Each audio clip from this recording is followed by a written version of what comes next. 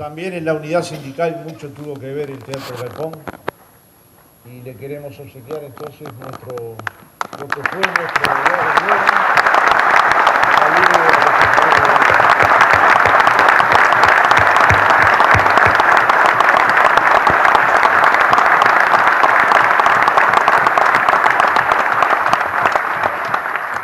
Y ahora invitamos a subir y hacer uso de la palabra al secretario general del PIT-CNT, Marcelo Abdala.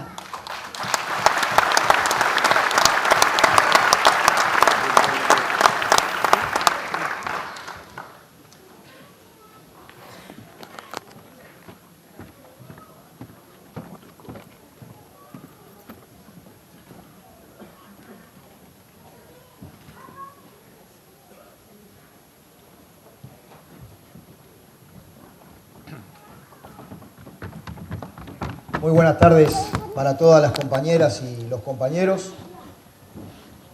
Es realmente un día de mucha emoción, es un día de carácter histórico,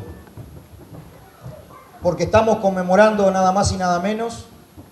que el 50 aniversario del Congreso de Unificación Sindical, que desde nuestra perspectiva tiene una enorme importancia histórica. Siempre es importante que luchemos con memoria, que partamos de la base de las raíces muy profundas y nutridas de la historia del movimiento obrero y de la lucha de nuestro pueblo y de la creatividad desplegada en ella. Y a su vez es una unidad que cumple 50 años henchida de perspectivas, henchida de futuro. Yo creo que en la larga peripecia del movimiento obrero uruguayo, en su ADN, en sus experiencias, en sus sufrimientos,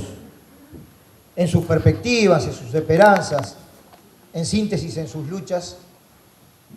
en un larguísimo proceso histórico se fue gestando la unidad,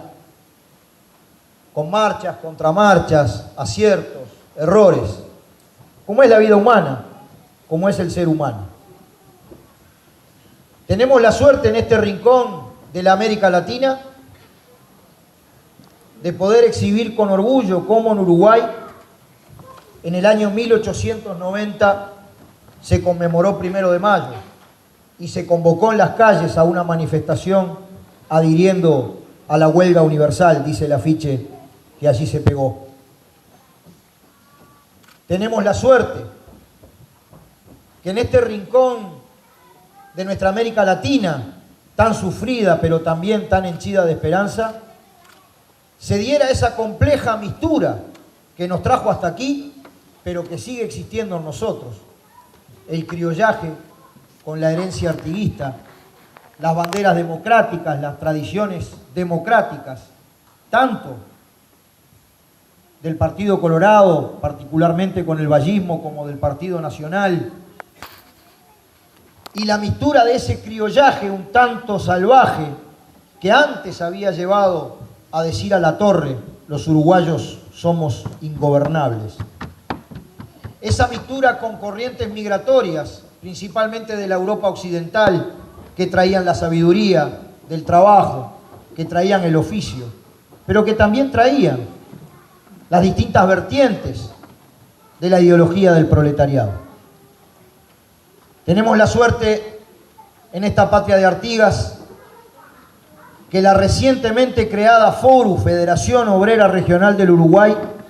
haya desplegado una manifestación en solidaridad con la Revolución Rusa en 1905, la revolución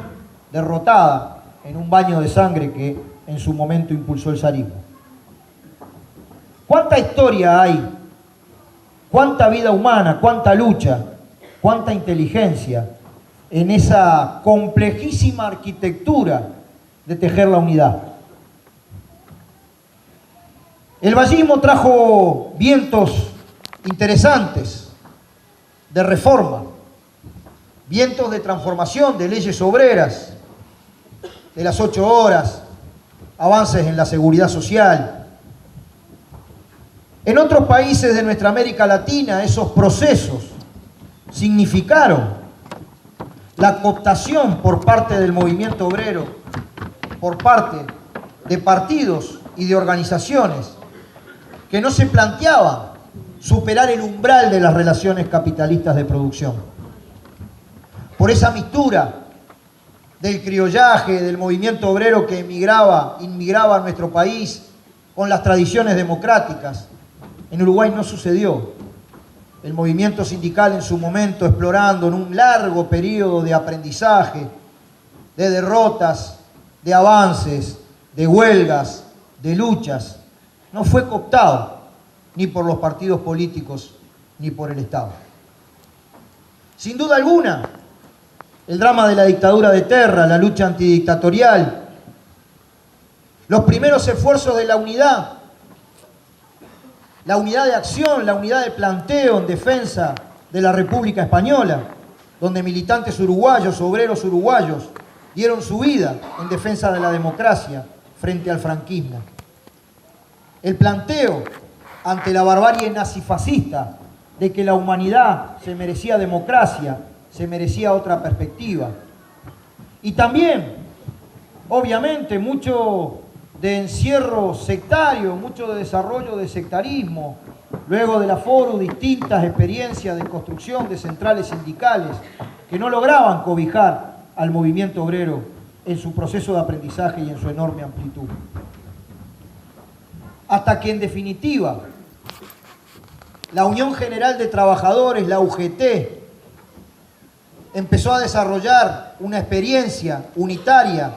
con la inmensa mayoría de los gremios, pero también existían los gremios autónomos, los gremios solidarios, en un camino que sin duda desde nuestra perspectiva tiene tres grandes nutrientes. Fue posible un Congreso de Unificación Sindical porque antes los trabajadores habíamos mordido el polvo de la derrota cuando luchábamos en forma dividida contra las grandes patronales, contra el Estado muchas veces, contra los gobiernos de turno. Y sin duda alguna un componente que fecundó esta posibilidad es la unidad de acción de grandes ramas de actividad al influjo de una dialéctica entre las instituciones que avanzaban, particularmente los consejos de salario que establecieron la negociación colectiva por rama de actividad, y los sindicatos por ramo económico se unían a los efectos de arrancar conquistas en los consejos de salario. La unidad no se construyó entre comillas, porque sabemos que en las organizaciones obreras no hay arriba ni hay abajo. No nos gusta la palabra cúpula sindical, pero no se construyó desde la dirección, se construyó al calor de la lucha, de la solidaridad, de la unidad de acción de los trabajadores. Tenemos unidad porque los trabajadores no tenemos otra herramienta en nuestra lucha por la emancipación, en nuestra lucha contra el capital, que la organización y la unidad. Un primer nutriente que desde nuestro punto de vista es clave. Pero también tenemos unidad porque en el momento de gestación de la unidad sí o sí había que unirse, porque se preveían tiempos difíciles. El Congreso de Unificación de nuestra gloriosa CNT fue en octubre del 66. El proceso de construcción de la unidad fue mucho antes, mucho más largo y complejo. No debemos olvidarnos que en el año 1964 hubo un golpe de Estado en Brasil que preanunciaba la contraofensiva del imperialismo en el cono sur de América Latina contra los procesos de acumulación de fuerzas y de lucha por los cambios que inauguraban nuestros pueblos del continente al influjo de la gloriosa Revolución Cubana. Y por tanto, ante la perspectiva que la rosca, que el capital financiero, organizando sus escaladas, se encaramara para tomar el control del Estado y organizar la dictadura terrorista del capital financiero, que fue lo que luego hubo en el cono sur, a partir de este primer indicador, el golpe de Estado en Brasil en el año 64, yo me imagino, debe haber hecho reflexionar a las compañeras y compañeros que actuaban en aquel momento en el sentido, ojo al gol, vienen por nosotros. Hay que dejar lo secundario por lo principal. Hay que unirse en la unidad sin exclusiones. Hay que organizarse a los efectos de enfrentar tiempos aún más duros que los que determinaban el fracaso del modelo y las luchas, las disputas por ver cuál era el proyecto de país que se abría en adelante. Fue una unidad frente al imperialismo, fue una unidad frente al capital financiero y la rosca oligárquica en sus intentos golpistas en el cono sur de América Latina. Primero por necesidad de los trabajadores, desde abajo, desde el pie, por la unidad de acción, por la solidaridad, por la mano tendida a la compañera y compañero en conflicto. Segundo, por una visión de cuál era el panorama que se venía abriendo en América Latina. Pero en tercer lugar, compañeras y compañeros,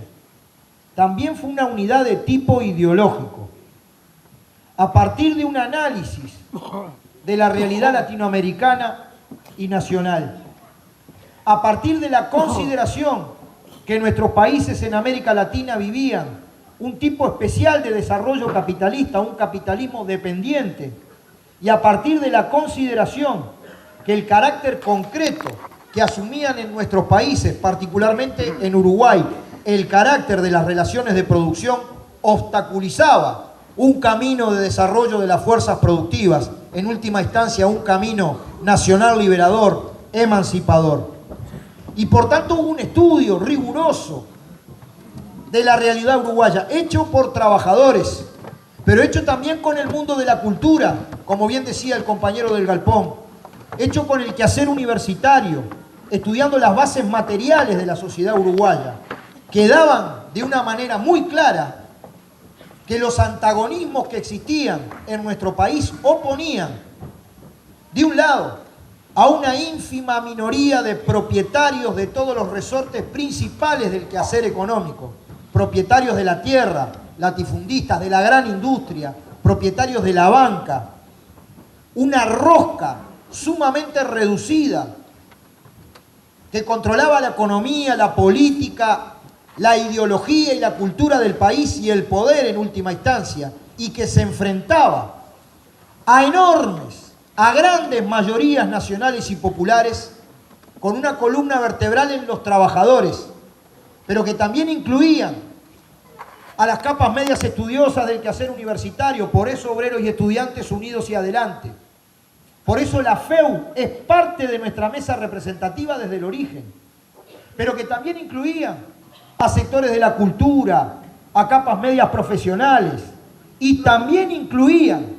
e incluyen, diría yo, a sectores laboriosos de la ciudad y el campo, pequeños propietarios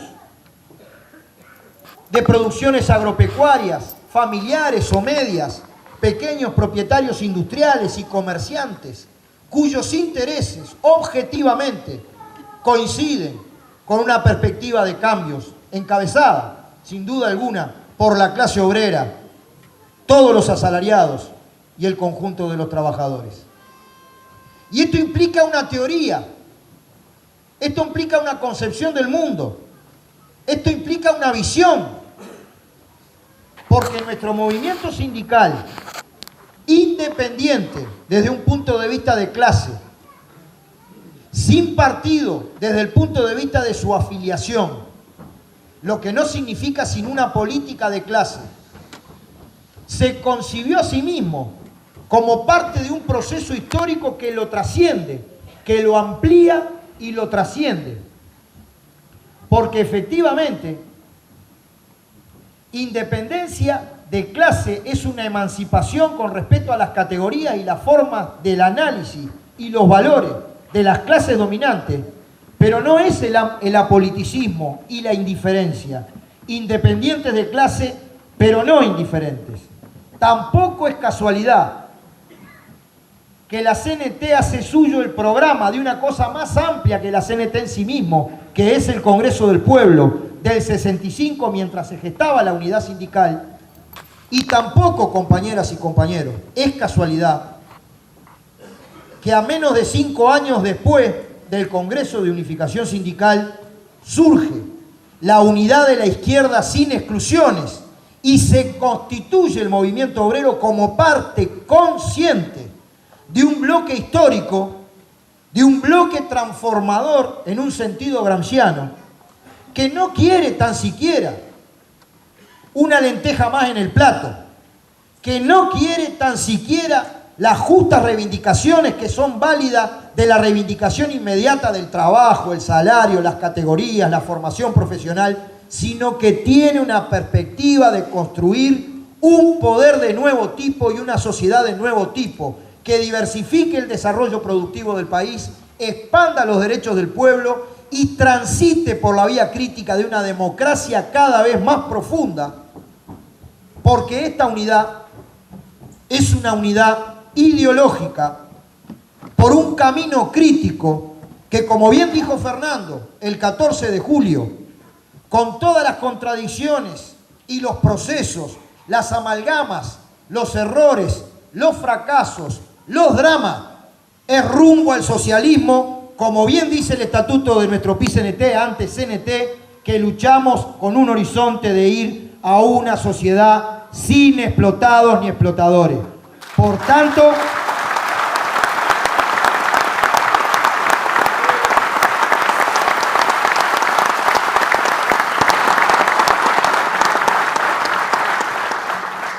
tanto, es sin duda alguna una unidad de tipo ideológico. Y yo culmino con lo siguiente: es que solamente hoy estamos mirando hacia atrás. Yo creo que estamos mirando hacia atrás y rindiendo un merecido homenaje a gigantes de nuestro movimiento obrero, que se dieron la maña y la sabiduría en medio de las enormes divergencias, nada es idílico, de inclusive en esas condiciones tejer, coser, forjar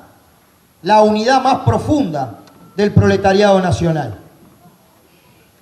Honor y gloria a todos y a todas: León Duarte, Gatti, Héctor Rodríguez, Huguet, Gerardo Cuesta, Rosario Pietrarroya, todas las compañeras y compañeros que arquitectaron nuestra gloriosa unidad férrea de los trabajadores.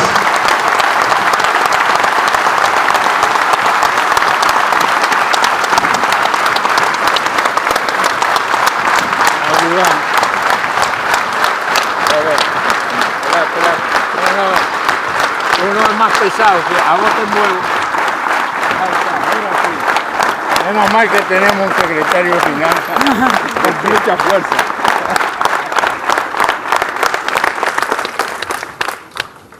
Pero yo sostengo que también es una mirada para 50 años más adelante, es una mirada al futuro. Porque efectivamente,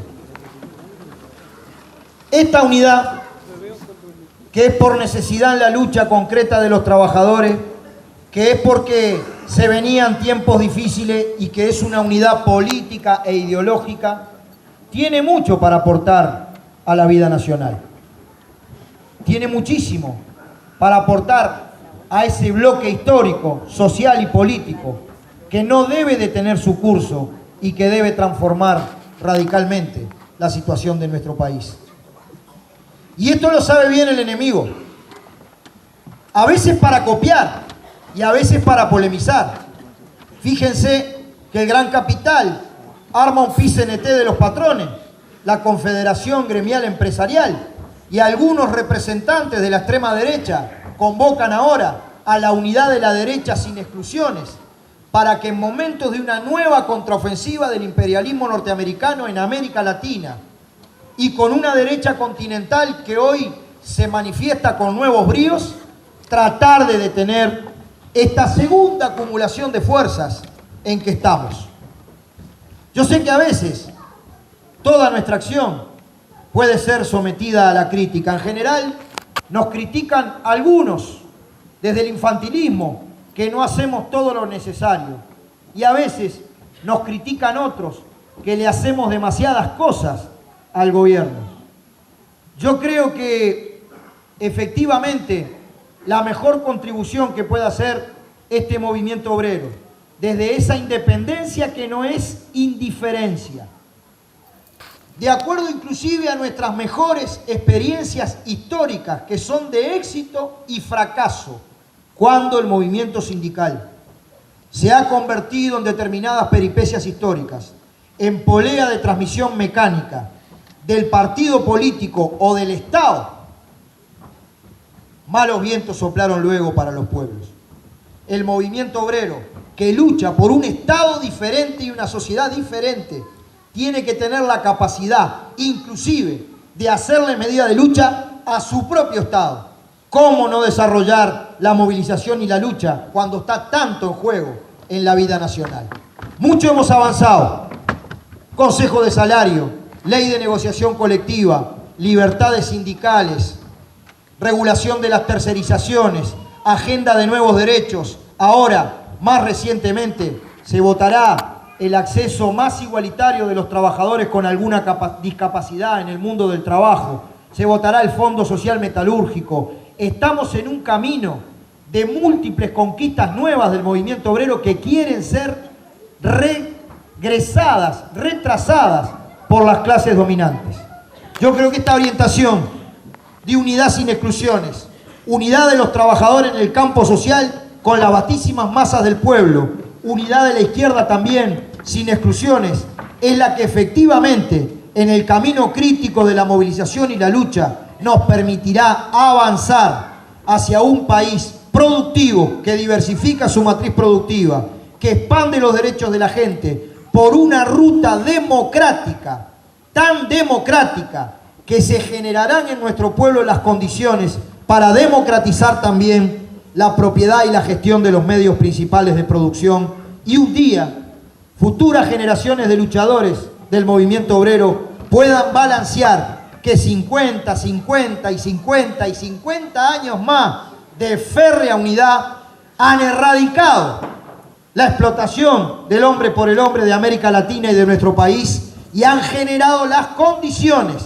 para que los orientales sean efectivamente productores libres de una sociedad libre.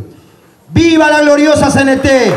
¡Viva el PIT-CNT! ¡Viva la unidad de nuestro pueblo! ¡Vivan todas las formas de la unidad!